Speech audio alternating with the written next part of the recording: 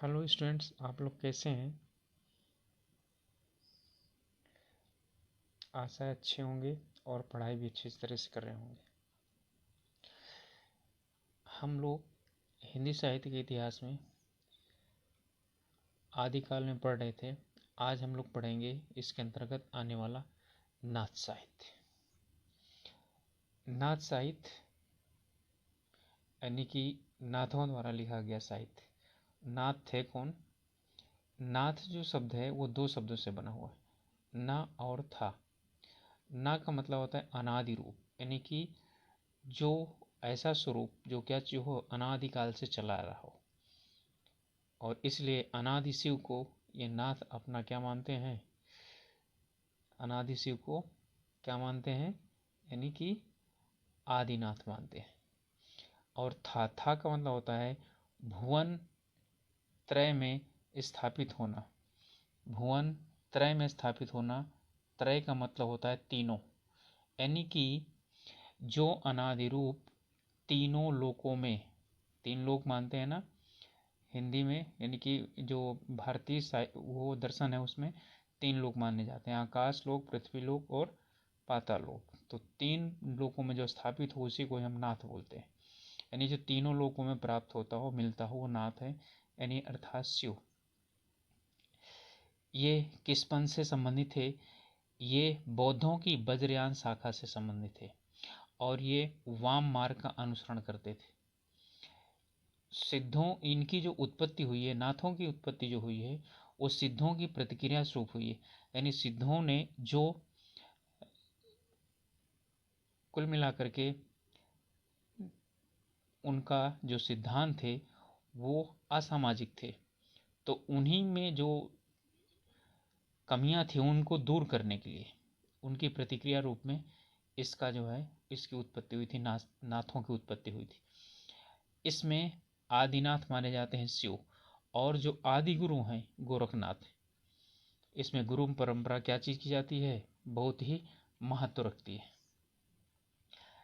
इसके बाद इनका जो आधार था वो हठ योग और अष्टांग योग था। हठ योग दो शब्दों से मिलकर बना हुआ है, हा और ठा।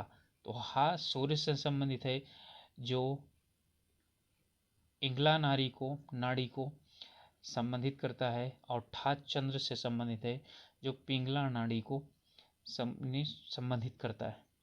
हठ द्वारा शरीर में व्याप्त ब्रह्म को, यानी कि नाड़ियों को जागृत करना ही हठ योग कहलाता है।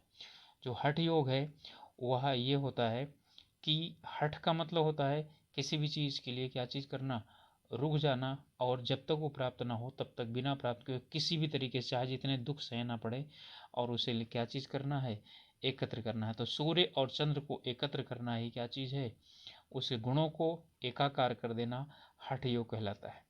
इसके बाद है अष्टांग योग, यानी कि अष्ट आठ जो मार्ग हैं, ठीक है, उनके आधार पर जो योग होता है उसे अष्टांग योग जाना जाता है। ये इन्होंने नाथों ने कौल संप्रदाय से ग्रहण किया और ये कुंडली जागरण को महत्व देते थे। कौन? कौल संप्रदाय। तो ये भी कुंडली जागरण को महत्व देते थे। मैंने बताया होठ यानी ये जो है हठ योग में सूर्य यानी कि इंगला और पिंगला नाड़ी को जागृत करने में, यानी कि ये महत्व अपना दिया करते थे। इसके बाद आता है भाषा। इनकी जो भाषा थी नाथों की, वो खड़ी बोली युक्त राजस्थानी ढांचे पर आधारित थी और जिसे सड़धुक्कड़ी कहा जाता था। सड़धुक्कड़ी का मतलब वही चीज़ हुआ कि संत थे और सब जगह आते जाते थे, तो इनकी भी जो भाषा है वो क्या चीज़ है, सड़धुक्कड़ी है। लेकिन इस सड़धुक्कड़ी में खड़ी बोली और राजस्थानी इनका ज़्यादा जो है वो वर्चस्व है। इसमें नाथों में जो गुरु की महत्ता को क्या किया गया है, स्वीकार किया गया है। क्योंकि हठ योग की जटिलता और साधना, जो साधना है वो क्या चीज़ है, बहुत दुरूह है, यानी कि कठिन है। तो बिना गुरु के ना तो हठ योग प्राप्त यानी कि सिद्ध किया जा सकता है और ना ही साधना। तो जब तक ये दोनों नहीं होंगे तब तक क्या चीज़ हो जाएगा, ज्ञान की प्राप्ति नहीं होगी, यानी कि जो कुंडलिनियाँ हैं, नाड़ी हैं, उनको जागरण नहीं होगा। नाथों की संख्या 9 मानी गई है, लेकिन हजारी प्रसाद द्विवेदी इनकी संख्या 84 मानते हैं। इनका जो पीठ है यानी मठ है वो गोरक्ष पीठ, गोरखपुर उत्तर प्रदेश में है, जिसके इस समय महंत जो हैं वो उत्तर प्रदेश के मुख्यमंत्री योगी आदित्यनाथ जी हैं। चलिए, इसके बाद है गोरक्ष सिद्धांत संग्रह, जो कविराज गोपीनाथ कृत है। इसके अनुसार जो नवनाथ हैं उनका जो वर्णन किया गया है वो इस प्रकार से है। नागार्जुन, जिन्हें रसायनी कहा जाता है, जड़भरत, हरिश्चंद्र, सत्यनाथ, मीननाथ, यही मीन का मतलब होता है मछली और मत्स्य, ठीक है, जो मत्स्येंद्र नाथ थे वही मीननाथ, गोरक्षनाथ यानी कि वही गोरखनाथ हो सकते हैं, चरपटनाथ, जालंधरनाथ, ज्वालेंद्रनाथ यानी कि बोलनाथ, और मलयार्जुन, ये नवनाथों का इसमें गोरख सिद्धांत संग्रह में वर्णन किया गया। इसके बाद है नवनाथों का जो क्रम है वो इस तरह से है।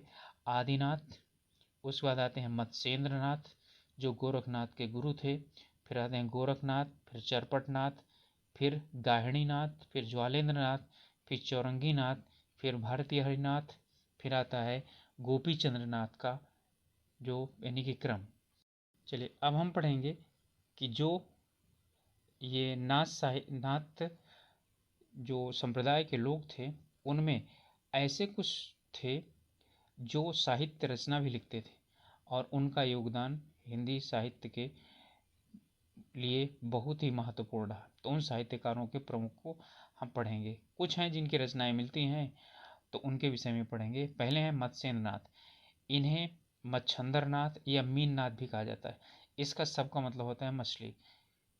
अब जो है ना, इसके बाद इन्होंने जो किताब लिखी थी यानी जो रचना की थी, कौशल ज्ञान निर्णय, कुलानंद ज्ञान कारिका और अकुल वीर तंत्र, इन्होंने ये 3 पुस्तकें लिखी थी। कौल ज्ञान निर्णय, कुलानंद ज्ञान कारिका और अकुल वीर तंत्र। इसके बाद आते हैं गोरखनाथ। गोरखनाथ के विषय में हमें विस्तार से पढ़ना है। ये नाथ साहित्य के आरंभकर्ता माने जाते हैं। इनके गुरु थे मत्स्येंद्रनाथ और इनका जो काल है वो राहुल संकृत्यायन 845 ईस्वी स्वीकार करते हैं। हजारी प्रसाद द्विवेदी 9वीं शताब्दी स्वीकार करते हैं। पीताम्बर दत्त बर्दवाल 11वीं सदी स्वीकार करते हैं और आचार्य शुक्ल, रामचंद्र शुक्ल और डॉक्टर राम कुमार वर्मा ये दोनों 13वीं सदी को स्वीकार करते हैं इनका काल। तो इसमें आप लोगों को ध्यान रखना है, ये मैचिंग के लिए भी दे दिया जाता है कई बार। इसके बाद आती है रचनाएं। इनकी कुल 40 रचनाएं मानी गई हैं, जिनमें पीताम्बर दत्त बर्दवाल ने 14 रचनाएं इनकी स्वीकार की है और इन्हीं रचनाओं का उल्लेख मैं यहाँ पर कर रहा हूँ। इनकी एक रचना है शब्दी, दूसरा है पद, फिर प्राण संकली। देखिए, संकली का मतलब होता है जो आप लोग चेन बोलते हो, यानी कि प्राणों की क्या चीज़ है जो चेन है जिससे कि प्राणों को बांध के रखा गया, यानी मोह माया सभी चीज़ें। फिर है शिष्या दर्शन, फिर इसके बाद है नर्वय बोध, इसके बाद है अभय मात्रा जोग, यानी कि वह जोग जो क्या हो, अभय प्रदान करे। आत्मबोध, वही है आत्मबोध जिसे कह सकते हैं आप, यानी आत्मज्ञान। 15 तिथि, सप्तवार, मच्छिंद्र गोरख संवाद या मच्छिंद्र गोरख संबोध भी कई जगहों पर आता है। तो इसमें उनके गुरु मच्छिंद्रनाथ और गोरखनाथ उनसे सवाल पूछते हैं और उनका गुरु जो उत्तर देते हैं वही मच्छिंद्र गोरख संवाद यानी कि बोध में वो संग्रहित है। आता है रोमावली, ज्ञान तिलक, ज्ञान चौतीसा और जैसे पंचमात्रा। इसके बाद पीताम्बर दत्त बर्दवाल ने गोरखवाणी नामक संग्रह प्रकाशित करवाए थे इनका, और जिसमें इनका जो भी है इनके कुछ जो रचनाएं हैं गोरखनाथ की, उनका संग्रह जो है गोरखवाणी नाम से पीताम्बर दत्त बर्दवाल में प्रकाशित करवाया था। और कुछ लोग गोरख बाणी, बानी नहीं बाणी, वो गोरखनाथ की रचना मानते हैं। फिर है गोरखवाणी का जो प्रकाशन है वो हिंदी साहित्य सम्मेलन के द्वारा 1942 में किया गया था, लेकिन बच्चन सिंह मानते थे 1942 में न होकर 1930 में किया गया था। आचार्य शुक्ल ये मानते हैं कि जो भी ये सभी रचनाएं गोरखनाथ की बताई जा रही हैं, ये रचनाएं इनकी न होकर इनके शिष्यों ने लिखी थी। नाथ सिद्ध की बानियाँ, देखिए ये एक क्या चीज़ है, प्रकाशन है, और इसे डॉक्टर हजारी प्रसाद द्विवेदी की संपादकत्व में प्रकाशन करवाया गया था नागरी प्राणी सभा काशी के द्वारा। चलिए इसके बाद हम आगे देखते हैं जालंधर नाथ, इन्होंने लिखा है विमुक्ति मंजरी गीत। चरपट नाथ हैं, इन्होंने लिखा है चतुर्भावाभिवासन, चतुर्भवाभिवासन इन्होंने लिखा हुआ है। चौरंगी नाथ है, इन्होंने 2 रचनाएं लिखी है। इन्होंने भी प्राण संकली लिखा है, वायु तत्व भावनोपदेश, ये 2 रचनाएं इनकी। भारती हरिनाथ ने लिखा है वैराग्य शतक। भारती हरिनाथ, इन्हें भरथरीनाथ भी कहा जाता है, क्योंकि ये एक यानी कि वो विवाहित व्यक्ति थे, और जो नाथ संप्रदाय में वही सम्मिलित हो सकता है जो अविवाहित होता है। तो इससे यानी भरतृहरि नाथ, इन भरथरी उनका नाम था। इन्हें जो है भरथरी जी को भेजा गया था कि आप अपनी पत्नी से क्या करिए, यदि आपको नाथ संप्रदाय में सम्मिलित होना है तो आप सबसे पहली भिक्षा अपनी पत्नी से मांग कर लेकर के आइए, और अपनी पत्नी को माता बोल करके आइए। तो ये गए थे, और वहाँ पर इन्होंने उनसे बोला था मातृभिक्षाम में देहि। तो उन्होंने जो है ना अपनी पत्नी से यानी कि वो मांग कर लेकर के आए थे भिक्षा, और फिर जो है यानी कि उसके बाद इन्हें स्वीकार कर लिया गया, और मांगी जितने थे सब अविवाहित थे। इसलिए इन्होंने वैराग्य शतक यानी कि इन्होंने वैराग्य ग्रहण किया था, राशि ठाट बाट छोड़ करके, तो वैराग्य शतक के नाम से इन्होंने पुस्तक लिखी है। इसके बाद आते हैं गोपीचंद, इन्होंने लिखा है शब्दी, ध्यान लिखिएगा ये शब्द नहीं है, शब्दी है। चलिए मुख्य रूप ये चीज़ है कि इसका यानी नाथों का योगदान क्या रहा है, या नाथ साहित्य का योगदान, तो इसी साहित्य यानी कि इसी साहित्य के आधार पर आगे भक्ति काल में ज्ञान मार्गी काव्य का विकास हुआ। ठीक है, तो इस साहित्य के यानी कि भक्ति काल के ज्ञान मार्गी काव्य का विकास का क्या चीज़, आधारशिला कहाँ से मिलती है, हमें नाथ साहित्य से मिलती है। इनकी प्रवृत्तियाँ, इसका यानी कि इस साहित्य की प्रवृत्तियाँ, इस काल की प्रवृत्तियाँ देखते हैं हम, तो इसमें चित्त शुद्धि और सदाचार में विश्वास, चूँकि इन्होंने सिद्धों के खिलाफ आवाज़ उठाई थी, और उनके जितने भी क्या चीज़ थे अवगुण थे उन्हें दूर करने की बात की थी, तो इन्होंने सबसे पहले सदाचार और चित्त शुद्धि पर यानी इन्होंने बल दिया था। परंपरागत रूढ़ियों और बाह्य आडंबरों का विरोध, उस समय जो प्रचलित रूढ़ियाँ थीं और जो बाह्य आडंबर थे, मूर्ति पूजा और ये सभी चीज़ें, इनका इन्होंने क्या किया था, विरोध किया था। गुरु की महिमा, पहले भी बता चुका हूँ, गुरु यानी कि गुरु की महत्ता यहाँ पर, क्योंकि ये सभी चीज़ें क्या थी, यानी कि इनमें जो ज्ञान की प्राप्ति थी वो किसके आधार पर ही हो सकती थी, गुरु के ही संरक्षण में हो सकती थी। इसलिए इसमें या यहाँ इसमें जो साहित्य लिखा गया है उसमें गुरु की महिमा का भी वर्णन मिलता है। फिर जन भाषा का परिष्कार, जो लोग यानी कि भाषा बोलते थे या वो प्रयोग करते थे, उसे इन्होंने अपने साहित्य में लेखन में प्रयोग किया, जिससे वो परिष्कृत होकर के निकली। इसके बाद स्त्री निंदा, इन्होंने माना कि जो स्त्री है वो क्या चीज़ है, वह मोक्ष की प्राप्ति में बाधक है, इसलिए इन्होंने स्त्री की निंदा ये नहीं कि स्त्री खराब है, बल्कि ये चीज़ है कि स्त्री मोक्ष की प्राप्ति में, ज्ञान की प्राप्ति में बाधक है। इसलिए स्त्री से किसको दूर रहना चाहिए, जो भी नाथ संप्रदाय के लोग हैं उन्हें स्त्रियों से दूर रहना चाहिए। इसलिए वही व्यक्ति नाथ संप्रदाय में सम्मिलित हो सकता था, नाथ बन सकता था, या जो है यानी आज भी वही नियम बन यानी है।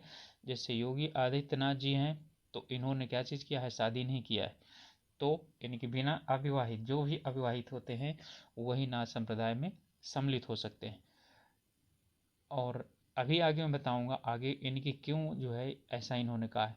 फिर चरित्र शुद्धता पर बल, यानी चित्त शुद्धि सदाचार, और जहाँ सदाचार आ जाएगा वहीं पर चरित्र शुद्धता पर बल, चूंकि ये समाज से यानी कि घुले मिले हुए थे, इसलिए समाज सुधार करना चाह रहे थे, तो इसलिए इन्होंने अपने बोला कि सबसे पहले हमारा चरित्र शुद्ध होना चाहिए, तभी समाज का कल्याण हो सकता है। इस बाद है जो मूर्ति पूजा है, मैंने बताया बाह्य आडंबर, यानी कि इन्होंने क्या चीज़ किया, मूर्ति पूजा और बहुदेववाद का विरोध किया, यानी केश्वरवाद के समर्थक थे। इसके बाद जो सिद्धों द्वारा प्रयोग किए जाने वाले पंचमकार थे उनका इन्होंने विरोध किया। ये पंचमकार क्या चीज़ है, मकार का मतलब क्या हुआ, जो माँ से शुरुआत होते हैं, मत्स्य, मदिरा, मुद्रा, मांस और मैथुन, ये 5 मकार थे जिन्हें कौन प्रयोग करते थे, सिद्ध प्रयोग करते थे। अपनी सिद्धि के लिए, ज्ञान प्राप्ति के लिए, इसका इन्होंने भरपूर रूप से विरोध किया। मत्स्य का मतलब होता है मछली आदि का सेवन करना, भरपूर मात्रा में सेवन करना। मदिरा आप लोग जानती हैं, शराब का सेवन करना। मुद्रा यानी कि कहीं पर भी उसमें पूजा पाठ में बैठने के पहले, ठीक है, नारी को अपने आसपास रहना या नारी भोगना, उसके बाद बैठना उसी को, या नारी को अनेक प्रकार से उसका भोग यानी कि भोग करना, वही कही जाती है मुद्रा। ठीक है। इसके बाद आता है मांस, मांस का भक्षण। और मैथुन यानी कि ये मानते थे, सिद्ध मानते थे कि मैथुन के द्वारा जो है यानी कि नारी और पुरुष के संसर्ग के द्वारा क्या चीज किया जा सकता है, ज्ञान की प्राप्ति की जा सकती है। यानी कि जो सिद्ध थे वो ज्ञान की प्राप्ति में या मोक्ष की प्राप्ति में किस चीज को, नारी को, उसे यानी कि एक उपभोग के रूप में महत्वपूर्ण मानते थे। और इसीलिए इसके प्रतिक्रिया स्वरूप यानी कि नारी को महत्ता प्रदान करने के लिए इन्होंने क्या चीज किया, स्त्री की निंदा की। स्त्री की निंदा इसलिए नहीं की कि स्त्री यानी कि खराब है या वो चीज़ है, बल्कि ये चीज़ है कि स्त्रियों का प्रवेश कभी भी यहाँ पर यानी कि जो नाच संप्रदाय है वहाँ पर नहीं होगा। ठीक है। तो ये हैं यानी कि इसमें प्रमुख प्रवृत्तियाँ। और मत्स्य, मदिरा, मुद्रा, मांस और मैथुन, इन 5 मकारों का विरोध करके, और इसलिए अभी तक, आज तक भी यह नाथ संप्रदाय जिंदा है, क्योंकि इसने सदाचार पर बल दिया और चरित्र शुद्धता पर बल दिया, जो कि समाज के द्वारा स्वीकार किया जाता है। तो ओके स्टूडेंट्स, आशा है आप लोगों को समझ में आ गया होगा। और अब आप लोगों से मिलेंगे हम अगले वीडियो में। और आप लोग इसे ज़रूर देखिए, और देखने के बाद सब्सक्राइब भी कीजिए और लाइक भी कीजिए, दूसरे लोगों को शेयर कीजिए, जिससे कि लोग क्या चीज़ कर सकें, इसका उपयोग कर सकें।